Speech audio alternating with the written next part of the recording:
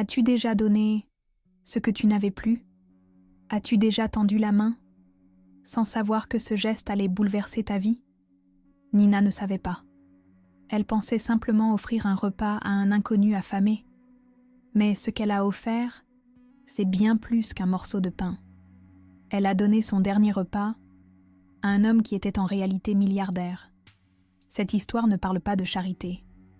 Elle parle d'une rencontre improbable, d'un amour qui naît dans la pauvreté, d'une transformation silencieuse. Elle parle surtout d'une vérité que beaucoup refusent d'entendre. Parfois, c'est en donnant sans attendre qu'on reçoit ce qu'on n'aurait jamais osé espérer. Ce récit va réveiller quelque chose en toi. Tu découvriras que la trahison féminine peut se transformer en renaissance intérieure, que la résilience naît souvent dans les endroits les plus humbles, que le pouvoir du pardon peut révéler des trésors insoupçonnés, et que la véritable richesse est celle qu'on partage. Beaucoup écoutent nos récits, sans encore faire partie du cercle. Abonne-toi maintenant, active la cloche, et reste jusqu'à la fin. Tu dois entendre cette histoire jusqu'au bout, car ce qu'ils ont vécu pourrait bien être ce que tu n'as jamais osé vivre pour toi. Il y a des hommes qui possèdent tout, sauf l'essentiel. Richard Wilson, à 35 ans, était l'un d'eux. À l'extérieur, sa vie brillait. Des hôtels 5 étoiles à son nom, des résidences sur tous les continents, une flotte de voitures luxueuses et des voyages privés que peu osaient imaginer. Mais à l'intérieur, il errait dans un désert. Un homme riche, mais émotionnellement affamé. Chaque jour, il parcourait des kilomètres de couloirs marbrés, assistait à des dîners somptueux, participait à des réceptions grandioses. Mais à chaque toast, à chaque sourire échangé, il sentait qu'il n'était jamais vraiment vu, ni aimé pour ce qu'il était, mais toujours pour ce qu'il possédait. Et cette sensation, insidieuse et discrète, devenait son poison quotidien. Il avait connu l'amour, ou du moins ce qu'il croyait être. Mais à chaque fois, il découvrait que derrière les caresses se cachaient des attentes, derrière les mots tendres des intérêts bien calculés. Il ne savait plus différencier l'affection sincère de la convoitise habile. Et cette confusion le rendait de plus en plus méfiant, et seul. Sa vie était devenue un théâtre permanent. Chaque rôle qu'il endossait, homme d'affaires, philanthrope, mécène, était une façade polie, mais derrière le rideau, il n'y avait plus personne. Seulement une silhouette, un cœur battant à vide, une âme qui avait oublié ce que signifiait vibrer pour autre chose que des chiffres. Un soir, assis seul dans son immense cinéma privé, face à un écran projetant des images de bonheur qu'il ne ressentait plus, une idée folle germa en lui. Et si tout cela n'était qu'une illusion, et s'il devait tout laisser pour enfin savoir ce qu'est l'amour sans condition, la compassion sincère, la chaleur humaine dénuée d'intérêt, ce fut moins une décision qu'un appel de l'âme, un besoin viscéral d'expérimenter la vie autrement. Il comprit que ces milliards ne l'avaient jamais protégé de l'essentiel, la peur d'être aimé pour autre chose que ce qu'il pouvait offrir matériellement. Et dans cette peur, il décela aussi une possibilité, celle de renaître. Alors il élabora un plan aussi radical qu'inimaginable. Il quitterait tout, ses biens, ses entreprises, son image. Il plongerait dans l'anonymat le plus total. Il s'effacerait de son propre monde, pour aller à la rencontre de celui qu'on ne regarde jamais, l'homme de la rue, le mendiant, l'invisible. Cette idée n'était pas motivée par la curiosité ou le caprice, mais par une quête existentielle profonde. Retrouver la beauté brute de la simplicité, le regard sincère de quelqu'un qui ne verrait en lui ni prestige, ni profit, mais simplement un être humain. Ainsi naquit en Richard un frémissement nouveau. Non pas la peur de perdre, mais la soif de se retrouver. Car parfois, la véritable richesse ne se mesure pas en compte bancaire, mais en regards échangés sous un pont, en partage silencieux au coin d'une rue, en gestes dénués d'attente. Et c'est avec cette certitude frémissante, à la fois terrifiante et libératrice, que Richard Wilson s'apprêtait à tourner la plus grande page de sa vie. Pas en homme d'affaires, pas en milliardaire, mais en mendiant, en quête d'une vérité qu'aucun empire financier n'avait su lui offrir. Il y a des vêtements qui protègent et d'autres qui déshabillent l'âme. Le jour où Richard enfila ses habits usés, ce jean troué, ce manteau déchiré, il ne devient pas seulement un mendiant aux yeux du monde. Il devient, pour la première fois depuis longtemps, un homme nu de toute protection, un homme à découvert. Ses montres, ses costumes sur mesure, ses chaussures en cuir italien, tout reste derrière lui, comme les mues d'un serpent qui refuse d'être prisonnier de sa propre peau. Il marche longtemps, jusqu'à ce qu'aucun de ses anciens repères ne soit visible. Les hôtels de luxe, les restaurants étoilés, les bureaux vitrés, tous ont disparu derrière lui. À la place, des ruelles grises, des ponts fatigués, des murs tagués. Il s'installe sous un viaduc, là où personne ne le chercherait jamais. Là où personne ne poserait sur lui un regard intéressé. Les premières heures sont les plus dures. Le corps crie son inconfort, habitué à la soie et au coton épais, révolté par les tissus rêches et l'humidité froide. Mais plus encore, c'est l'ego qui souffre. Cet ego qui, hier encore, passait les portiques VIP sans même ralentir et qui aujourd'hui doit tendre la main, sans garantie d'être vu et surtout d'être considéré. Il découvre la faim. Pas celle qui attend un dîner dans un restaurant étoilé, mais celle qui ronge les entrailles sans élégance ni délai. Il découvre la fatigue, non pas celle d'une journée de réunion, mais celle d'une nuit sans abri, ponctuée de bruit, de danger, de courants d'air glaciaux. Et il découvre surtout la solitude nue, celle qui ne se maquille pas avec des notifications ou des réunions, la solitude brute. Les passants le frôlent sans le voir. Des regards glissent sur lui, indifférents ou dédaigneux. Parfois, une pièce tombe dans son gobelet vide, lancée mécaniquement, sans qu'un seul œil ne croise le sien. Il devient un meuble urbain, une tache sur le paysage, un être réduit à une fonction, mendier.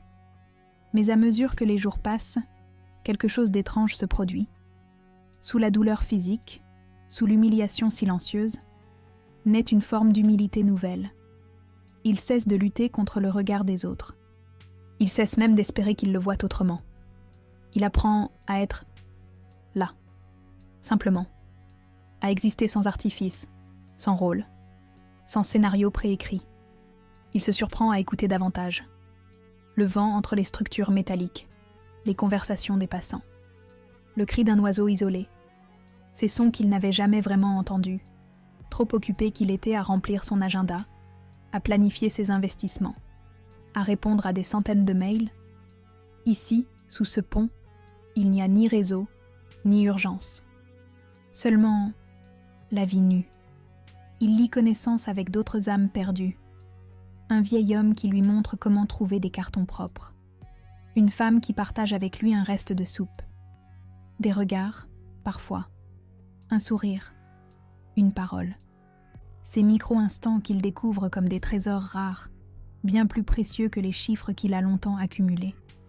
Et pourtant, il ne romantise pas cette vie. Il en sent la violence, l'injustice, la cruauté. Mais il sait que c'est là, précisément là, qu'il doit être. Pas pour expier une faute, mais pour renaître. Pour comprendre, au plus intime de son être, ce que signifie vraiment avoir faim. Non pas de nourriture, mais de dignité. Et dans cette précarité choisie, Richard Wilson commence, sans le savoir encore, un chemin de dépouillement spirituel, une traversée de la nuit noire de l'âme. Ou peut-être, au détour d'un regard, il croisera enfin la lumière qu'il cherche depuis toujours. Il arrive parfois que la lumière surgisse là où l'on n'osait même plus espérer. Un matin froid et sec, alors que Richard était assis sur un trottoir, tête baissée, ventre vide depuis 2 jours, une voix douce fendit le silence. « Vous avez mangé ?» Il releva les yeux et croisa le regard de Nina. Pas de pitié dans ses yeux, mais une inquiétude sincère, presque fraternelle. Ce simple geste, un sandwich qu'elle lui tendit, devint, pour Richard, bien plus qu'un repas, un rappel qu'il existait encore. Nina était une jeune femme d'une 20aine d'années, modeste, discrète, mais lumineuse. Son manteau était usé, ses chaussures aussi, mais dans sa posture, une dignité indestructible.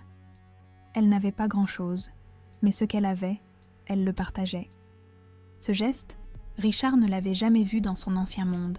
Donner sans attendre, tendre la main sans condition. Il hésita, par réflexe. Lui, Richard Wilson, habitué aux plats étoilés, aux chefs privés, recevait d'une inconnue ce qui semblait être son dernier repas. Mais Nina insista d'un sourire et posa le sandwich à côté de lui avant de repartir. Ce simple acte fit vaciller quelque chose en lui. Un geste désintéressé. Une chaleur humaine là où il ne croyait trouver que du mépris. Le lendemain, elle repassa par là. Puis, le surlendemain. Chaque fois, un mot, un geste.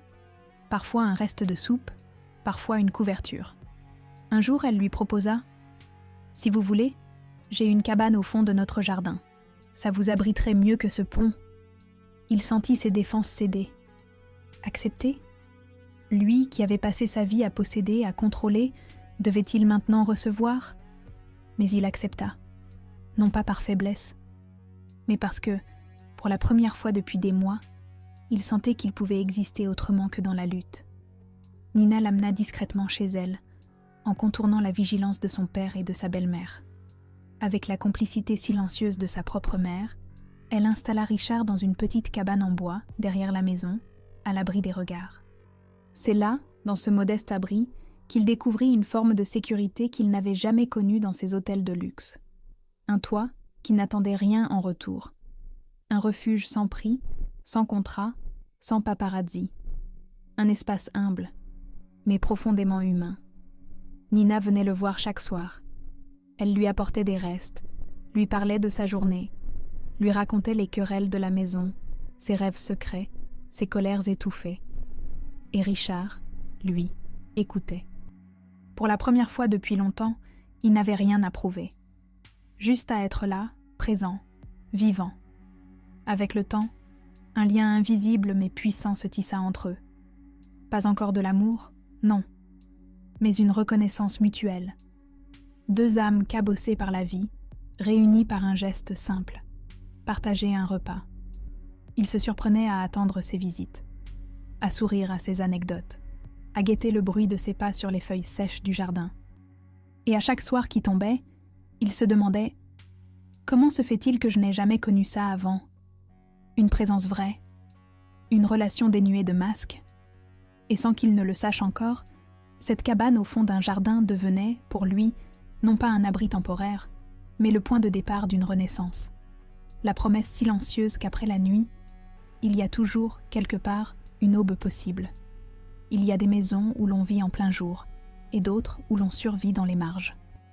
La cabane au fond du jardin de Nina devint pour Richard bien plus qu'un simple abri.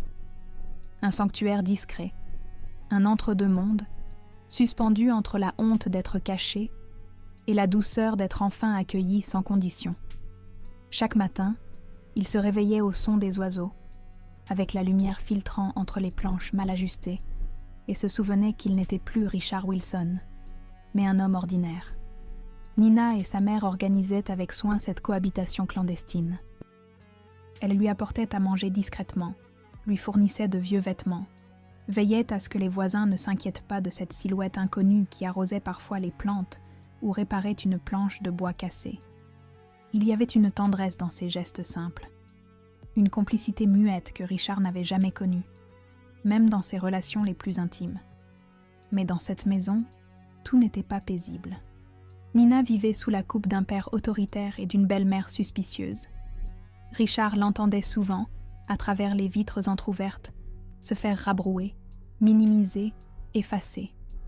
Et cela réveillait en lui une douleur qu'il connaissait trop bien, celle d'être présent, mais jamais vraiment vu. Le soir, quand Nina venait lui rendre visite, ils partageaient plus que des repas.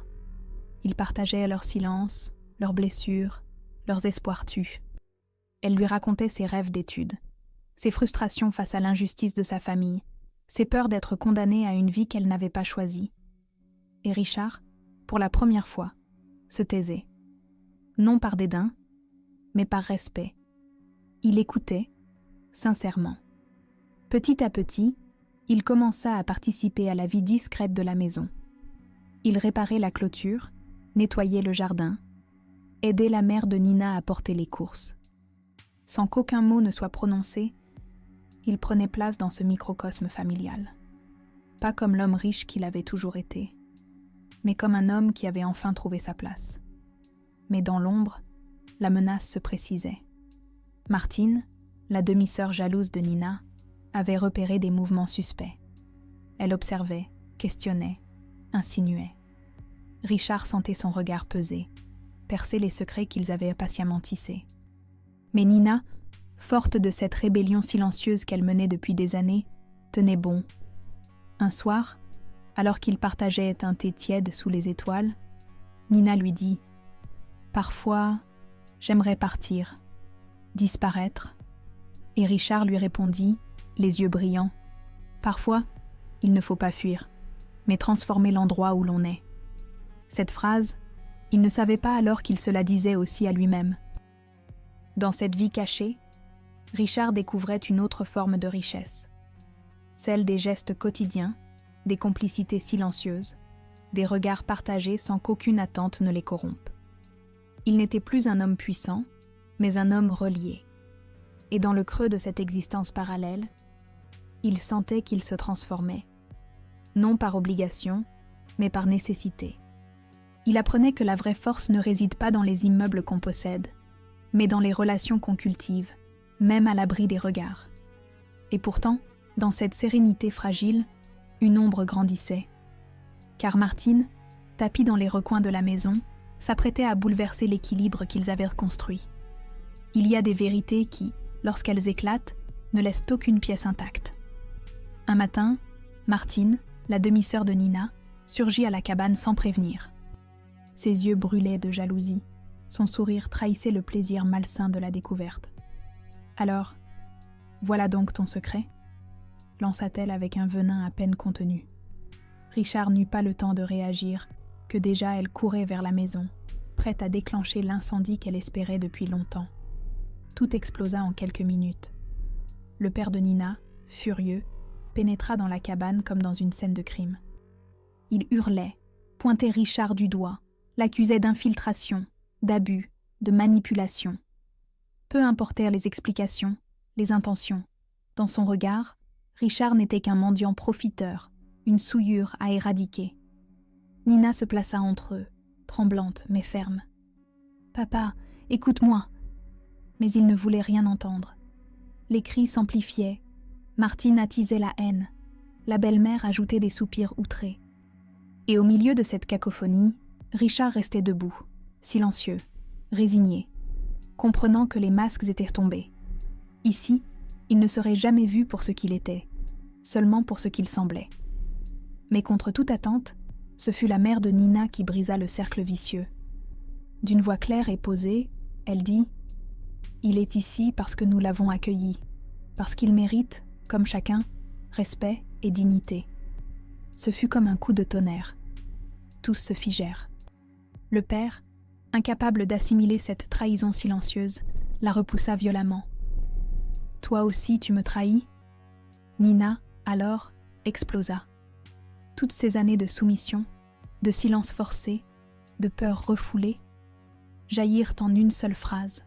« Je ne veux plus vivre dans une maison où l'amour dépend des apparences. » Et cette déclaration, simple mais puissante, fit éclater la structure familiale en 1000 éclats. Le père, pris au piège de son propre autoritarisme, prit une décision brutale. « Vous partez, tous les deux. » Nina et sa mère, sous le choc, se regardèrent. Et Richard, comprenant qu'il était devenu le catalyseur d'une libération nécessaire, posa doucement sa main sur l'épaule de Nina.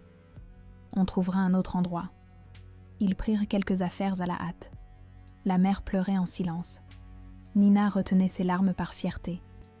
Richard, lui, restait calme, solide, comme s'il avait toujours su que cet instant viendrait. Car parfois, l'effondrement est le premier pas vers la reconstruction. Alors qu'ils franchissèrent le seuil, Martine, triomphante, lança « Vous n'avez plus rien ». Mais Nina, sans se retourner, répondit simplement « Si, nous avons notre dignité. Et cette phrase, prononcée dans un souffle, contenait en elle toute la puissance d'une renaissance. Ils quittèrent cette maison qui avait été un théâtre de douleur, mais aussi, paradoxalement, le berceau de leur libération. Car au-delà de l'humiliation publique, ils venaient de faire un choix, celui de ne plus accepter d'être définis par les jugements, mais par leur propre vérité. Et sans savoir encore où ils allaient, ils marchaient ensemble, vers un espace de possible, où la pauvreté matérielle deviendrait peut-être la richesse d'une vie enfin choisie. Il y a des départs qui ressemblent à des fuites, mais qui sont en réalité des renaissances déguisées. En quittant la maison familiale, Nina, sa mère et Richard n'emportèrent que quelques sacs et beaucoup de blessures. Mais dans leur cœur, quelque chose d'indéfinissable naissait. Un souffle nouveau, un espoir fragile, une promesse silencieuse qu'ils allaient désormais vivre autrement. Ils trouvèrent refuge dans une vieille maison de famille de la mère de Nina, à l'abandon depuis des années. Les volets grinçaient, les murs étaient lézardés, le jardin envahi par les herbes folles. Mais dans ce chaos, Nina vit un potentiel. « On peut la retaper ?» dit-elle en caressant la porte écaillée. Et Richard, en souriant, répondit « Elle est parfaite. » Les premiers jours furent durs. Pas d'eau chaude, peu de meubles, des nuits fraîches et des repas frugaux. Mais contrairement à la cabane au fond du jardin, ici ils n'étaient plus des clandestins. Ils étaient chez eux. Ce sentiment, si simple en apparence, devint la pierre angulaire de leur nouvelle existence. Richard se mit à réparer. Lui, l'homme habitué à déléguer, à ordonner, à signer des chèques, apprit à poncer du bois, à repeindre des murs, à creuser des tranchées pour le potager. Chaque clou qu'il enfonçait était une déclaration silencieuse. Je suis vivant. Je construis. Je choisis. Nina, elle, redécouvrait le plaisir de s'occuper d'un espace qui lui appartenait vraiment. Plus de peur d'être jugée, plus de regards contrôlants. Elle peignait les murs en couleurs vives, accrochait des rideaux qu'elle avait cousus elle-même, plantait des fleurs avec une joie enfantine qu'elle croyait perdue. La mère de Nina, autrefois soumise et silencieuse, s'animait à son tour. Elle cuisinait avec inventivité, riait plus souvent, chantait parfois en préparant le café. Pour la première fois depuis des années, elle se sentait utile.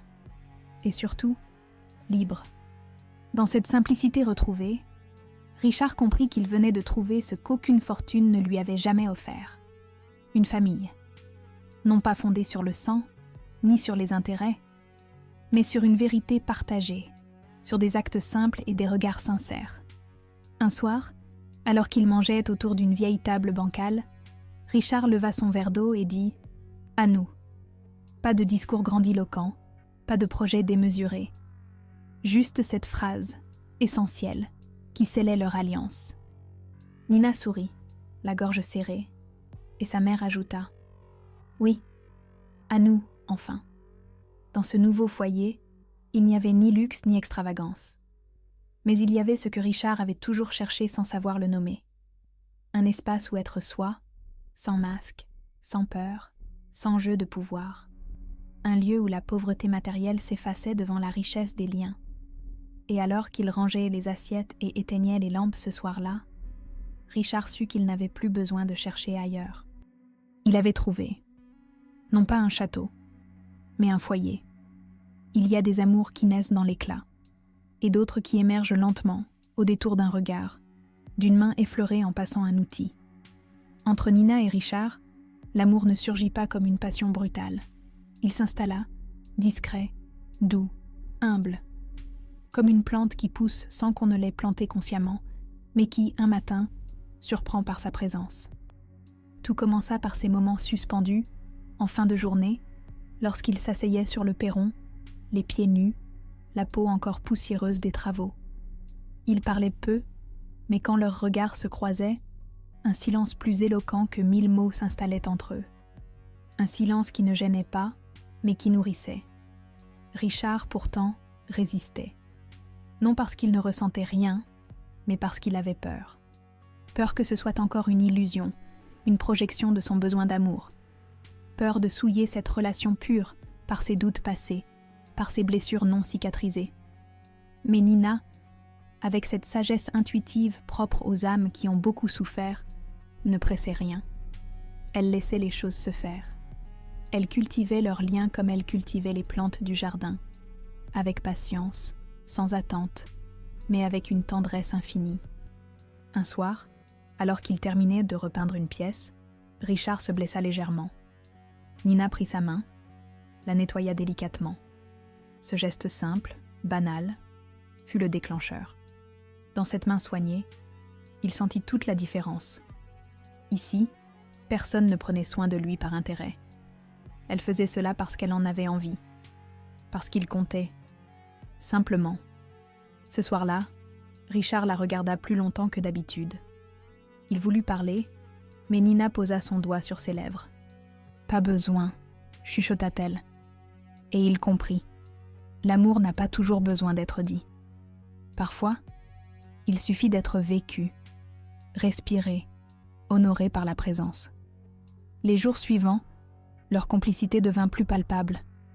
Des éclats de rires au milieu des travaux, des partages de repas plus longs que nécessaire, des silences plus chargés qu'avant. Mais surtout, une légèreté nouvelle. Ils n'étaient plus simplement deux survivants. Ils étaient deux âmes, en train de choisir de s'aimer. Un matin, au lever du soleil, Richard prit la main de Nina et lui dit enfin « Je t'aime ». Pas un « je t'aime » de conte de fées, ni un « je t'aime » d'homme riche offrant des promesses enrobées de cadeaux. Un « je t'aime » nu, sincère, désarmé. Et Nina, avec un sourire lumineux, répondit « Je sais ». Ce fut moins une déclaration qu'une reconnaissance. Ils savaient, ils s'aimaient, non pas parce qu'ils en avaient besoin, mais parce qu'ils en avaient envie, librement, authentiquement. Et c'est dans ce nouvel espace d'amour, construit sur la solidarité, la confiance et la résilience, que Richard prit une décision. Il devait partir, temporairement. Non pour fuir, mais pour préparer leur avenir. Et ainsi se dessinait, sans bruit, le prochain chapitre de leur histoire. Il y a des départs qui arrachent, et d'autres qui élèvent. Quand Richard annonça à Nina qu'il devait partir, son cœur se serra, bien sûr. Mais cette fois, ce n'était pas la peur d'un abandon. C'était la conscience d'un cycle naturel, d'une nécessité. Ils devaient partir non pour fuir, mais pour bâtir, pour transformer ce qu'ils avaient vécu en quelque chose de durable, de solide, d'assumé. Ils s'assirent sur le vieux banc du jardin, là où tant de confidences avaient été échangées. Richard prit les mains de Nina, les serra fort, et dans son regard, elle lut à la fois la douleur du départ et la certitude du retour. « Je vais revenir, et quand je reviendrai, ce ne sera plus en mendiant, mais en homme prêt à te donner ce que tu mérites. » Nina sourit, les yeux humides. Elle savait. Elle avait toujours su que Richard n'était pas un homme ordinaire, même sous ses vêtements déchirés, même dans son silence pudique. Mais jamais elle ne l'avait aimé pour cela. Et c'était précisément ce qui rendait cet amour indestructible. Richard embrassa tendrement le front de la mère de Nina, lui murmurant « Merci pour tout », car il savait qu'elle avait été sa première alliée, celle qui avait vu au-delà des apparences, qui avait protégé cet amour naissant sans jamais imposer quoi que ce soit. Il fit sa valise. Une valise simple, loin de celle qu'il avait l'habitude de préparer pour ses voyages d'affaires. Pas de costume, pas de montre de luxe.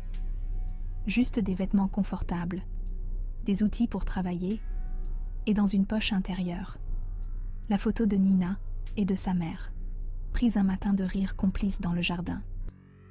Avant de franchir la porte, il se retourna une dernière fois. Nina se tenait sur le seuil, droite, forte, les larmes au bord des yeux mais le sourire résistant.